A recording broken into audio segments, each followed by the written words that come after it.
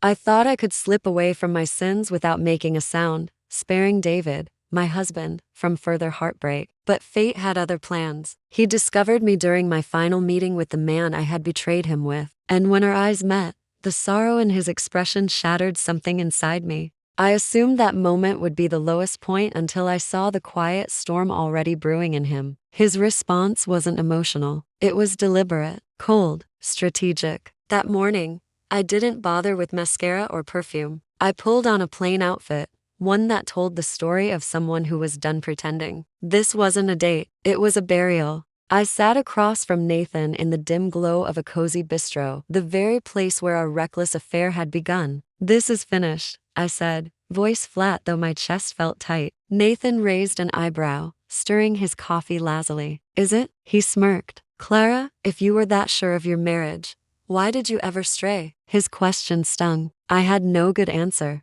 Maybe it was the loneliness, or the way excitement disguised itself as something deeper. My voice was low, hollow, unseen to me. A dark sedan eased to a stop across the street. The man inside stepped out slowly, his hands shoved in his coat pockets, his gaze fixed on the bistro's window. I was too focused on ending things, on facing Nathan's accusatory smirk and undoing the mess I had let fester. He didn't argue. Instead, he stood, dropped some cash on the table, and leaned in close enough that I could feel his breath. "Tell your husband I'm sorry he didn't appreciate you sooner," he said bitterly. One last jab. "Goodbye, Clara." I let out a shaky breath and reached for my purse. But as I turned to leave, my stomach dropped. David was standing at the entrance. He didn't speak. His face was unreadable, his eyes glacial. There was no yelling, no confrontation, just an oppressive silence. Then he turned and walked away. Panic surged through me as I ran after him. "David, please, let me explain." He didn't stop,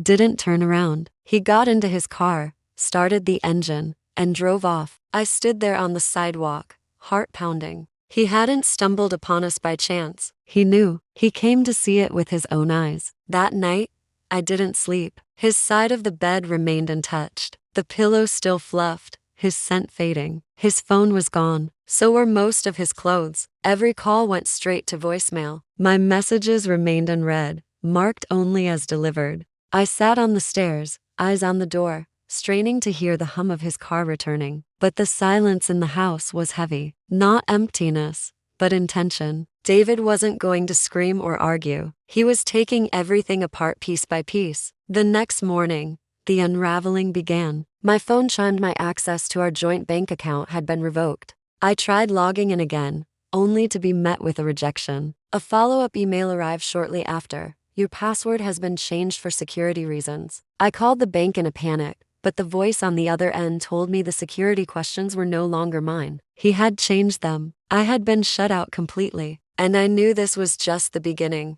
Out of desperation, I drove to his brother Mark's house. Mark had always been the bridge between us in hard times. He helped us choose our wedding rings, once smiled at our vows like they meant something. When he opened the door, his expression was cold, his voice distant. "Clara, I don't think we should talk." I stepped forward. "Mark, please." I was ending it. He just showed up. His jaw clenched. "Ending it?" His voice was tight. "After everything you've done to him? Do you know what David's been through? The self-doubt, the nights he thought he wasn't enough, the therapy he went to alone, trying to become the man he thought you needed." I had no response. "He's not furious anymore," Mark added quietly. "That's what you should be afraid of." And then he closed the door. The following afternoon, a thick envelope arrived. Inside were divorce papers already signed, already filed. The date stamped on them was from 3 weeks ago, long before the bistro meeting, long before I decided to end things with Nathan. David had known the whole time. My hands trembled as I held the papers. They weren't a reaction to that day. They were the final piece of a well-thought-out plan.